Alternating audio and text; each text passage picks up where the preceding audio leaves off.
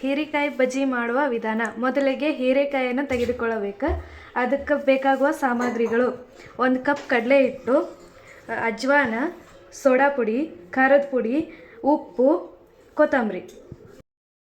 ಮೊದಲಿಗೆ ಕಡಲೆ ಹಿಟ್ಟು ಹಾಕೋಬೇಕು.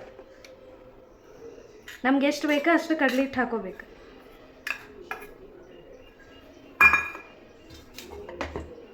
ಆಮೇಲೆ ಅಜ್ವಾನ ಹಾಕಬೇಕು. ಆಮೇಲೆ ಸೋಡಾ ಪುಡಿ ಹಾಕಬೇಕು. ಆಮೇಲೆ ಖಾರದ ಪುಡಿ ಹಾಕೋಬೇಕು.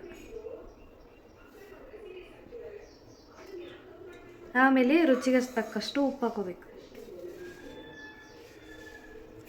ಆಮೇಲೆ ಕೊತ್ತಂಬರಿ ಸೊಪ್ಪು ಹಾಕೋಬೇಕು.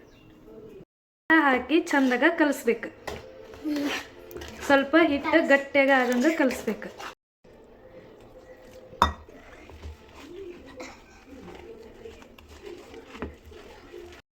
ಹಿಂಗೆ ರೆಡಿ ಆಗ್ಬೇಕು. ಹಿಟ್ಟು ಇಷ್ಟು ಕಲಿಸ್ಕೋಬೇಕು. ಈ ಥರ ಇರಬೇಕು. ಇದನ್ನು 10 ನಿಮಿಷ ನೆನೆಯಾಕೆ ಬಿಟ್ಟು ನಾನೀಗ ನೆನೆಯಾಕಿಟ್ಟು ಆಮೇಲೆ ಹೀರೆಕಾಯಿನ ಕಟ್ ಮಾಡ್ಕೋತೀನಿ. ಈ ವಿಧಾನದಲ್ಲಿ ಹೀರೆಕಾಯಿನ ಕಟ್ ಮಾಡ್ಕೋಬೇಕು. ಇಲ್ಲಾಂದ್ರೆ ರೌಂಡ್ ಶೇಪ್ ಒಳಗೂ ಕಟ್ ಮಾಡ್ಕೋಬೋದು.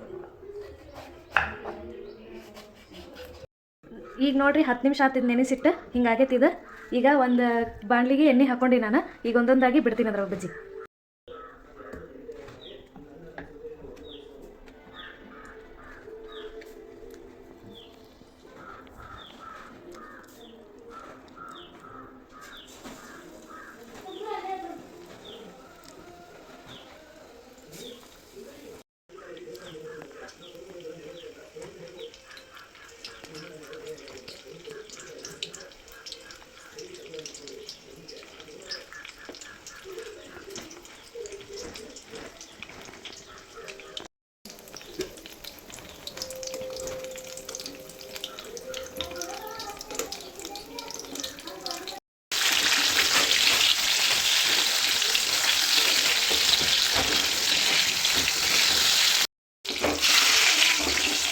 ಇದನ್ನ ಹಿಂಗೆ ತಗೊಳತ್ತೀನಿ.